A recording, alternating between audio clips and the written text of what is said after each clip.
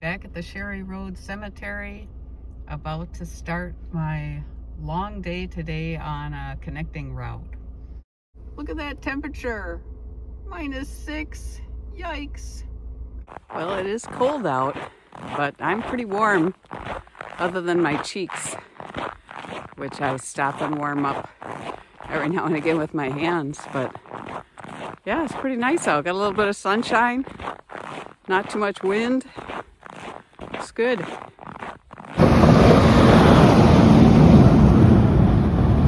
One of my favorite things about hiking in the winter is seeing all the animal tracks in the snow. I was thinking that gives us a taste of what it's like to be a dog who can smell tracks all year round. Some of you may be wondering why I'm doing road walks today, and it's because the Ice Age Trail is really a work in progress. It is not quite yet one long continuous footpath.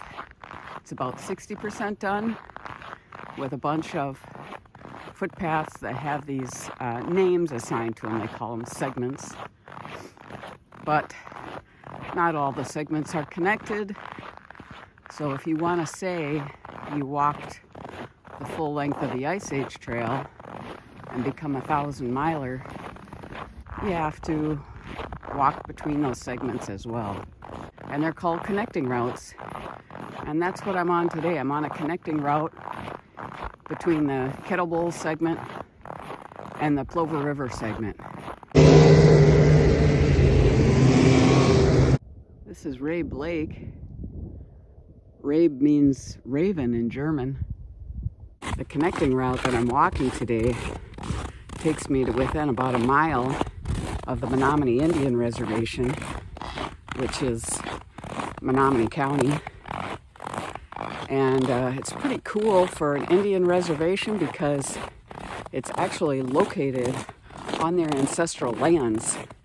So unlike a lot of reservations, which were far, far from native tribes' ancestral lands, this one's pretty darn, well, it overlaps their ancestral lands and it's pretty darn close to their origin or creation spot, which is the mouth of the Menominee River, which is just 60 miles away. Anyways, you can spot Menominee County easily from the air because it's so forested compared to the surrounding farmlands. And for 160 years, they've been harvesting timber, through sustainable forest management. It's just a beautiful spot with the Wolf River running through it.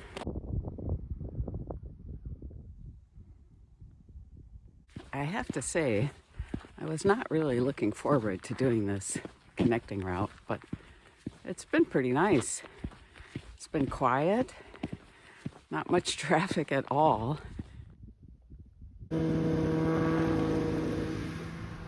Just like North America has a continental divide where west of the Rockies rainfall drains into the Pacific, and east of the Rockies rainfall drains into the Atlantic. Wisconsin also has a divide where west of the divide rainfall drains into the Mississippi River, eventually entering the ocean in the Gulf of Mexico. And east of the divide, rainfall flows into the Great Lakes and eventually out the St. Lawrence Seaway to the North Atlantic. I'm standing atop the Great Divide. Somewhat less dramatic than the Continental Divide. So I'm looking west, goes to the Mississippi River, and looking east, empties into the Great Lakes. And to the north is a statue of an elk. We've entered an area known as the Anago Flats, where they grow a lot of potatoes, and home of the state soil, Anago Silt Loam. Walking across the flats in the cold would not be fun if it was windy out today, but it's pretty calm. I just stopped to dig into my backpack for some water and trail mix, and a pickup truck pulled over, asked me how I was doing. I said, I'm doing fine, I'm walking the Ice Age Trail. He goes, I figured as much, but I thought I better stop and check. So it was nice. As I take a left onto Sunnyside Road, this is about as close as I'm going to get to the city of Anago. Downtown is a couple of miles that way. Anago just recently became an Ice Age Trail community. I have definitely seen more snowmobiles today than cars.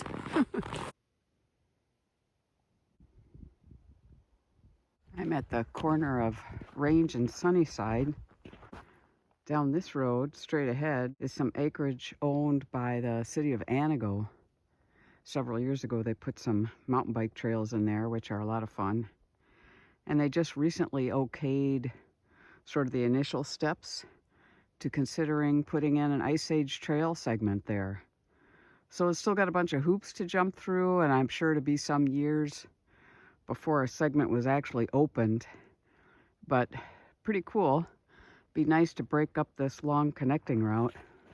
I just crossed US Highway 45, a border-to-border highway that traverses the whole US from the southern border, Mobile, Alabama, on the Gulf of Mexico, all the way to the northern border in Ontonagon, Michigan, on Lake Superior. There's the Rolling Town Hall. I live in the town of Rolling, so that's my polling location. And for Wisconsin residents, I'll remind you there's a primary coming up in a few weeks. I think it's February 21st for State Supreme Court Justice.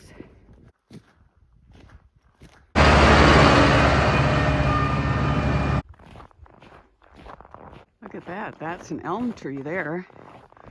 The tall one on the left. Don't see too many of those around. Dutch elm disease took them out. There's my sweetie coming to pick me up. Yay!